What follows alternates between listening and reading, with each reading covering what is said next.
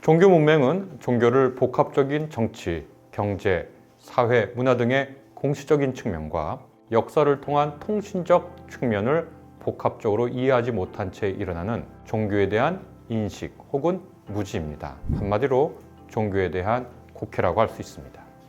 종교 문맹은 종교에 대한 기초적인 지식이 부재한 것을 가리킬 뿐만 아니라 적절하지 않은 방법으로 종교를 파악하여 얻은 지식 역시 포함한다고 말할 수 있지요. 따라서 일상적이고 비학문적인 종교 문맹도 있지만 학문적인 외양을 띄었다 하더라도 적절한 방법을 고려하지 않는다면 그건 역시 학문적 종교 문맹이라고 부를 수 있습니다. 학문적 종교 문맹이 더 위험한 사례일 수도 있는데요.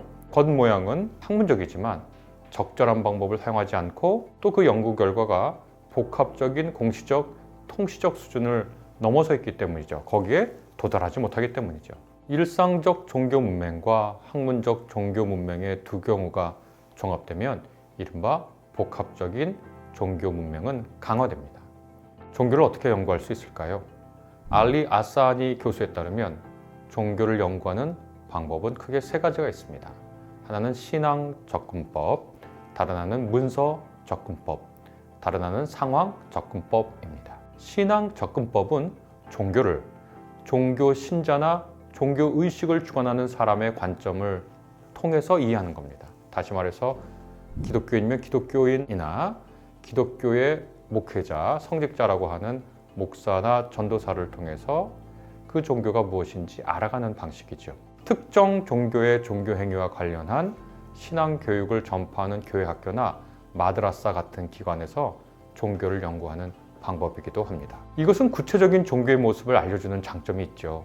반면에 배타적이고 편협한 특성이 있어서 특정 교파가 주장하는 진리를 인정하는 경우가 있습니다. 그러니까 기독교가 무엇인지 알기 위해서 특정한 기독교인이나 특정한 교회나 특정한 성직자에게 물어보면 아주 구체적인 그 삶의 모습을 볼 수 있지만 동시에 그 사람이 과잉대표돼서 한 종교가 이것이구나 라고 사람들을 착각하게 만들죠. 말을 요약하면 일반화의 오류를 저지르게 하는 측면이 있습니다.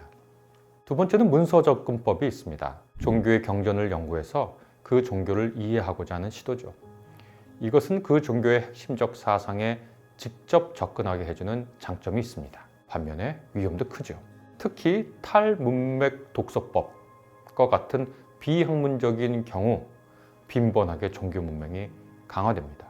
예를 들어 어떤 한 종교의 경전을 읽고서 그것을 제대로 오래전에 기록됐을 거니까요. 그것을 제대로 읽지 못한다면 그 종교에 대한 편견과 선입관이 고정되죠. 따라서 탈문맥 독서법이 도리어 그 종교의 진짜 뜻을 가리는 사례도 드물지 않습니다.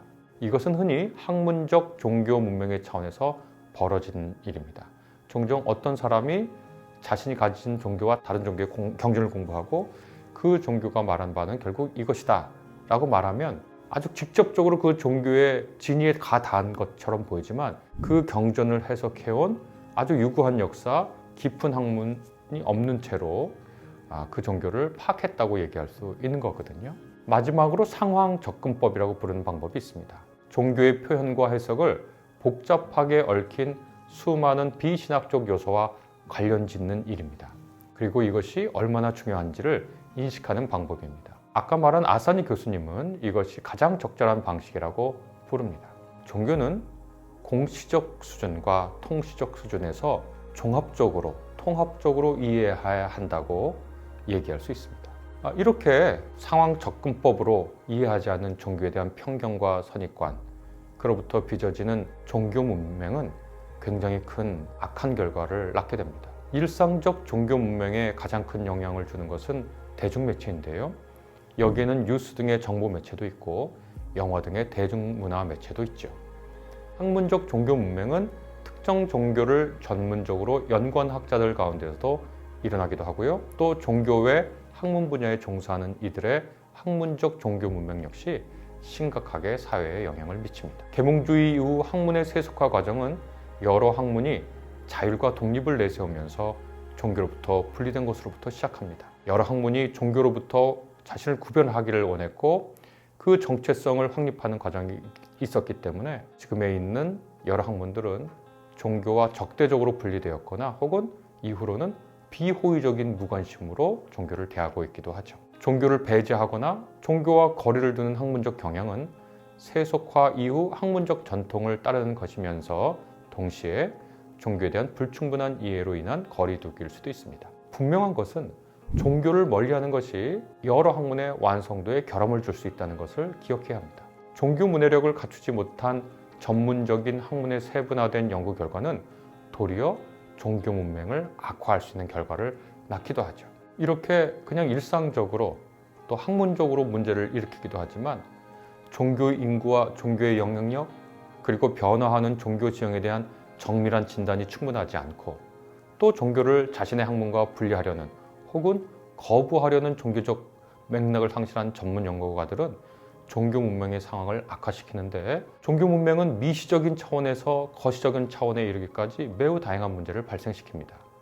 직장 내에서, 가족 내에서의 갈등과 차별에서부터 심지어는 국제적인 문제에 이르기까지 더 나아가서 문명 갈등이라고 부르는 문제까지 종교 문명은 이 작은 단위부터 큰 단위까지의 문제와 갈등을 유발할 수 있습니다.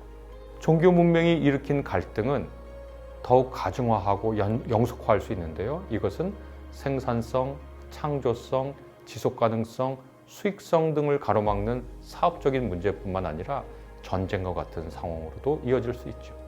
또 종교 문명은 정치 문화적 선동의 통로가 되기도 합니다. 그러나 종교 문명을 넘어서려는 노력이 충분하지 않다는 점에서는 거의 이견이 없다고 할 수 있겠습니다. 그래서 우리는 종교 문해력 교육이 중요하다는 생각을 하게 됩니다. 종교 문명을 극복하고 종교 문해력을 확장하려는 본격적인 학문적 시도는 하버드 대학의 종교 문해력 프로젝트에서 시작되었습니다. 이 프로젝트를 주도한 다이앤 무어 교수는 미국 종교학회에서 종교 문해력을 이렇게 정의합니다. 다중 렌즈를 통하여 종교와 사회, 정치, 문화적 삶의 근본적인 서로 얽힘을 분별하고 분석할 수 있는 능력, 이렇게 정의하였습니다. 이 능력은 4가지 원칙을 확인하는데요. 첫 번째, 종교적 헌신의 표현과 학문적 종교 연구를 구분하는 것입니다. 종교 문해력은 두 번째, 곧 학문적 종교 연구를 통한 지식을 뜻하죠.